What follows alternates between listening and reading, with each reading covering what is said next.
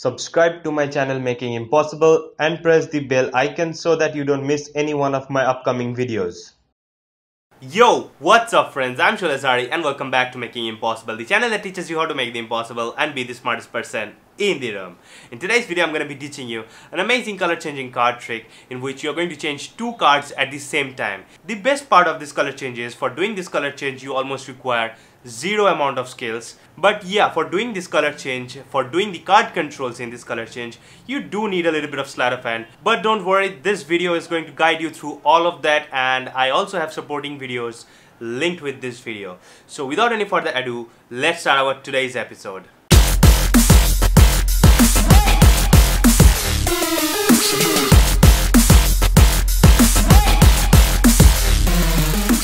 This week's Instagram feature goes to Ashwina Anandan. Follow this person on Instagram, link is given in the video description. I'll feature one lucky Instagram user every Monday in my Smack That Monday episodes. If you want your Instagram profile or page to be featured in my next Smack That Monday episode, follow the simple steps that are given in the video description. So now, let's continue. Okay guys, here is the performance of this card trick, and for this performance I need two spectators because there will be two selections in this card trick. But since I don't have any spectators, I'm just going to select those two cards randomly by myself. Okay, so let's say the spectator 1. Okay, before selecting the cards, let me show you that all these cards that are present in this deck are shuffled, right?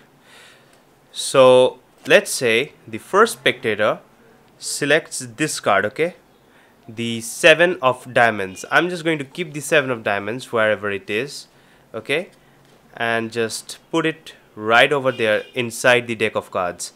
And after that, the second spectator selects this one, okay, randomly selects this card, the 8 of clubs. I'm just going to take the 8 of clubs and again put it somewhere in the center of the deck. Okay, so I have these two cards from two spectators selected, and two of these cards are right now somewhere in the center of the deck, and I don't have any clue wherever they are because from the back I won't be able to recognize which card it is. So what I'm going to do is I'm just going to give it a shuffle just like the old magician style, and yeah, I think that is quite good. So at this point what I'm going to do is, since I'm a very weak magician, I'm just going to use the help of my assistants, and my assistants are actually these two playing cards which are the two jokers, and I'm going to use these two jokers to find your cards. So this is the first joker and this is the second one. I'm just going to keep both of these jokers face to face, and then as I snap my finger and keep rubbing these jokers, both of these jokers changes into the spectators selected cards. So this is how the trick looks like, and let's see how you can do this card trick. Okay guys, this is how the card trick is done. For this card trick you need this deck of cards and two similar cards, for example these two jokers. Now I'm using two jokers because these are the most unique cards that are present in an entire deck of cards, and these are totally different from any other card that are present in this deck of cards. And changing these two cards, that means doing a color change with these two cards or these jokers, will be eye-catching. So for that reason I'm using these two jokers. You can use any other cards if you want to, but I'd suggest just to use these two jokers. So I'm just going to take these jokers and keep it in my pocket if I'm not performing this on a table. But if I'm performing this on a table, then I'm just going to keep it by the side of the table. Okay, and then after that I'm going to ask my spectator to select two playing cards. Now if I have one spectator, I'll just ask him or her to select one playing card at a time and select two playing cards in total. But if I have more than one spectator, then I'll just choose two spectators amongst them and ask each of them to select one playing card. And then after that I'm going to control those playing cards to the top of the deck in a weird way. And this card control will be divided into three parts. The first part is controlling the first playing card or the first spectator's playing card to the bottom of the deck. Okay, and I'm going to do that by using the curl control method. Now if you don't know how to do the curl control, I have a tutorial for it, and the link to that tutorial will be given right in the description box as well as in the cards.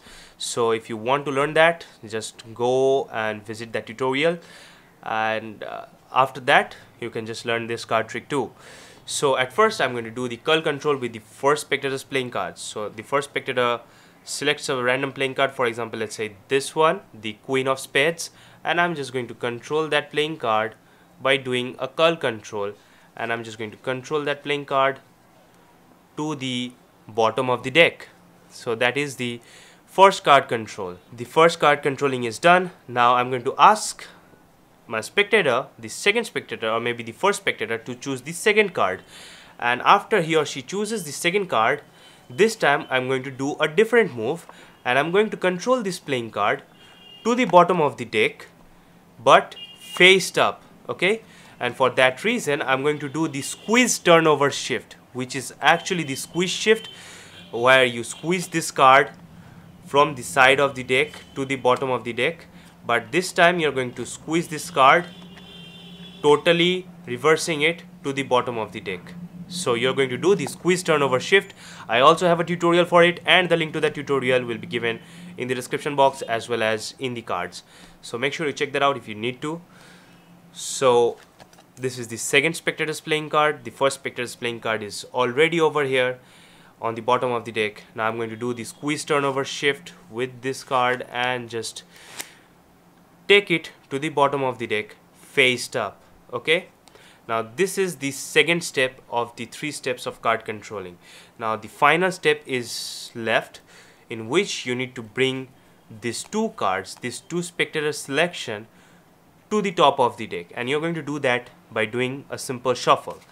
And before doing the shuffle, you're just going to hold the deck just like this, and then you're going to riffle down 2 cards from the bottom, and after that you're going to take a break with your pinky above these 2 cards, which are the 2 spectator selections. You're going to take a break with your pinky from there, and then you're going to do the shuffle.